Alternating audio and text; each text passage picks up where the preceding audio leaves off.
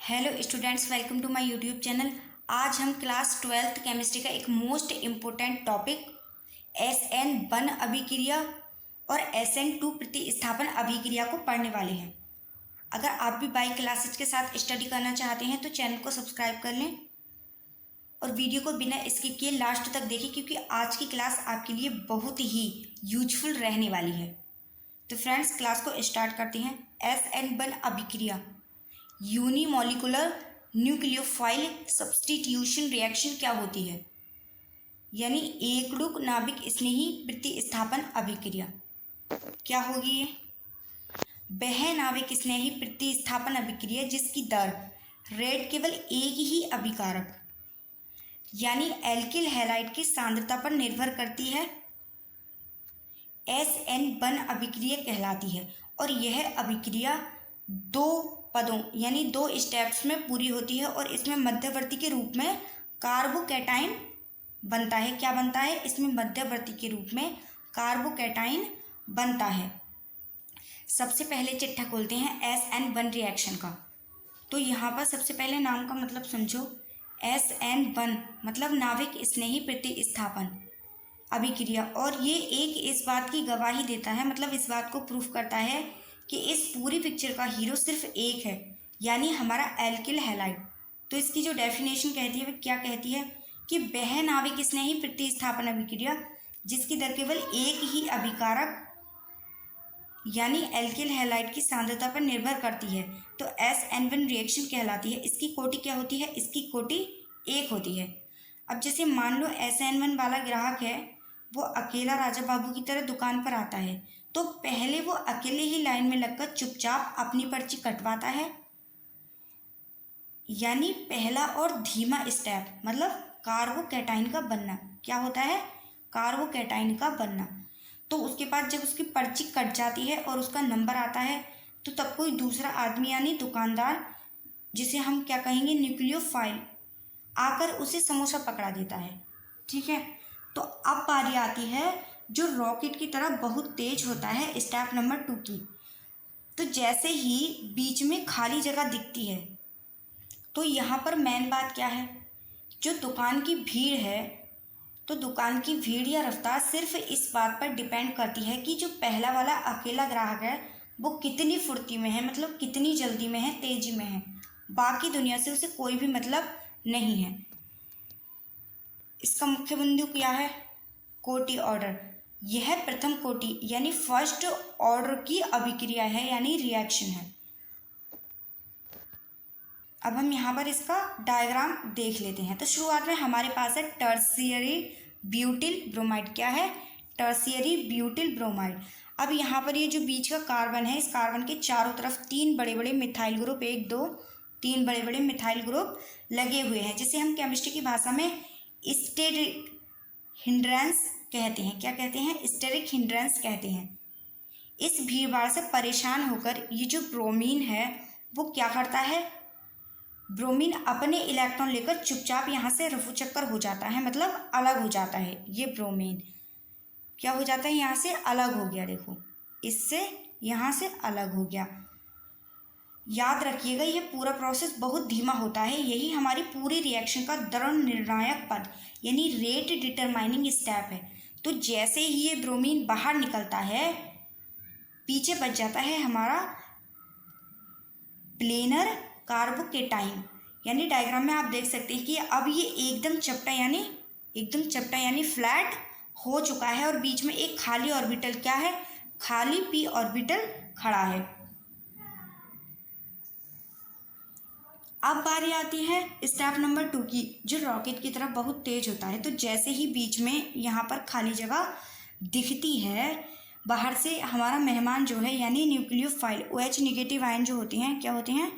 ये OH negative ion होती है, तेजी से दौड़ कर आते हैं और क्या करते हैं? फिर यहीं पर सबसे मज़ेदार ट्विस्ट है, चूँकि बीच वाला कार्बोकैटाइन एकदम चपटा है, तो इसलिए जो आने वाले न्यूक्लियोफाइल हैं वो उनके पास पूरी तरह छूट होती है कि वह चाहे या तो ऊपर से आए या फिर चाहे नीचे से आए। ठीक है, तो फिर ये दोनों तरफ से आ सकता है, और अंत में हमें जो मिलता है, हमें क्या मिलता है? हमारा मुख्य उत्पाद यानी टर्शियरी ब्यूटिल अल्कोहल, हमारा मुख्य उत्पाद हमें मिलता है टर्शियरी ब्यूटिल अल्कोहल। अब इसकी खास बातें क्या हैं?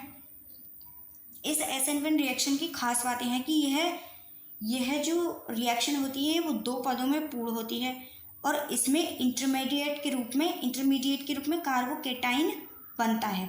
और इसमें सबसे ताकतवर कौन सा होता है? तो इसमें सबसे ताकतवर टर्शियरी एल्किल हैलाइड होता है, वो सबसे ज़्यादा फुर्तीला होता है क्योंकि उसका जो कार्बोकेटाइन होता है वो सबसे ज़्यादा स्टेबल होता है। अब देखते हैं इसके पद क्या होता है? पहला पद ये धीमा पद होता है, तो एल्किल हैलाइड टूटकर कार्बोकेटाइन और हैलाइड आयन बनाता है। यह धीमा और दर निर्णायक पद यानी रेट डिटरमाइनिंग स्टेप होता है। और दूसरा पद क्या होता है? नाभिक स्नेही कार्बोकेटाइन पर आक्रमण करके उत्पाद बनाता है। इसका उदाहरण देख लेते हैं। इसका एग्जाम्पल क्या है? तृतीयक ब्यूटिल क्लोराइड का जल अपघटन। तो स्टीरियोकेमिस्ट्री, अब त्रिविम रसायन, इसमें क्या होता है? इसमें रैसेमिक मिक्सचर प्राप्त होता है क्योंकि नाभिक स्नेही दोनों तरफ से, आगे से और पीछे से आक्रमण कर सकता है। मतलब जो OH निगेटिव न्यूक्लियोफाइल है वो उस कार्बन के आगे से भी आक्रमण कर सकता है और उसके पीछे से भी आक्रमण कर सकता है। इनकी क्रियाशीलता का क्रम क्या होता है?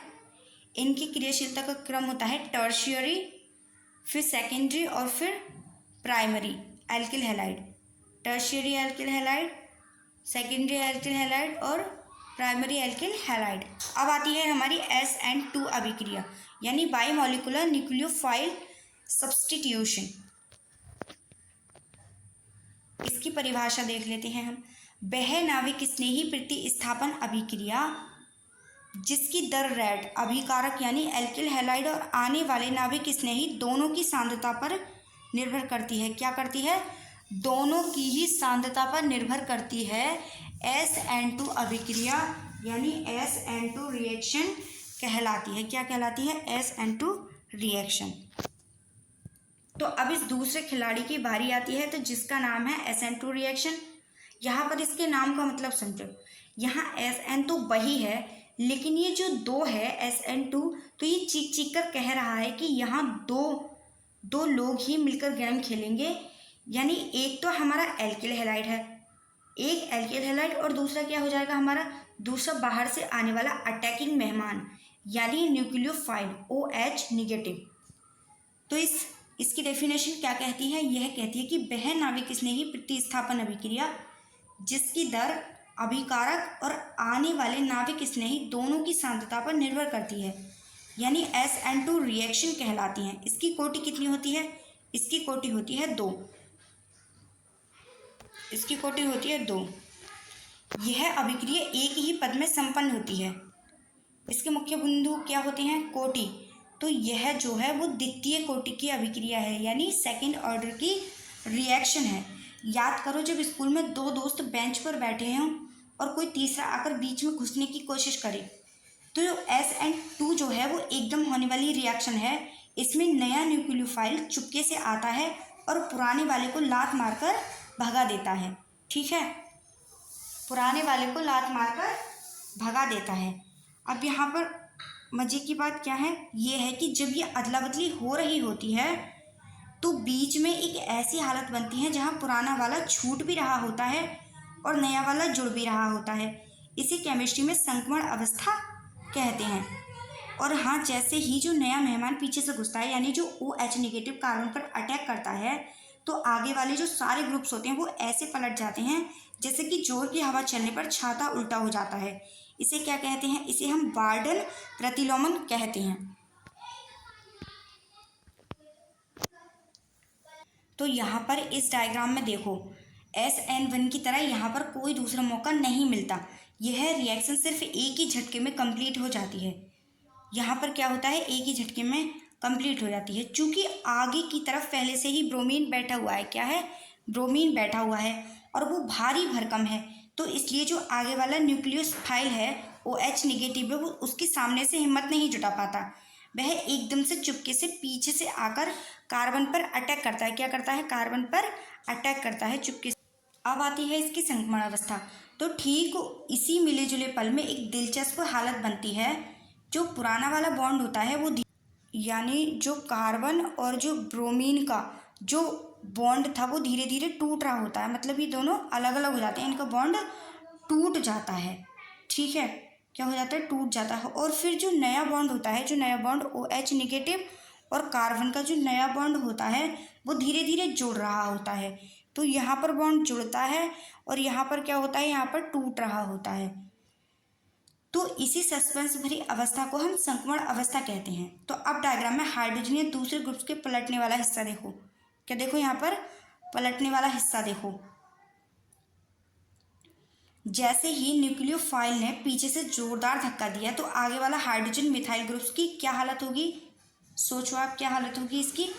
जैसे तेज आंधी में जब अचानक छाता उल्टा हो जाता है तो उसकी जो तीलियां होती हैं वो आगे की तरफ भाग जाती हैं ना, बस बिल्कुल वैसा ही हाल यहाँ पे होता है।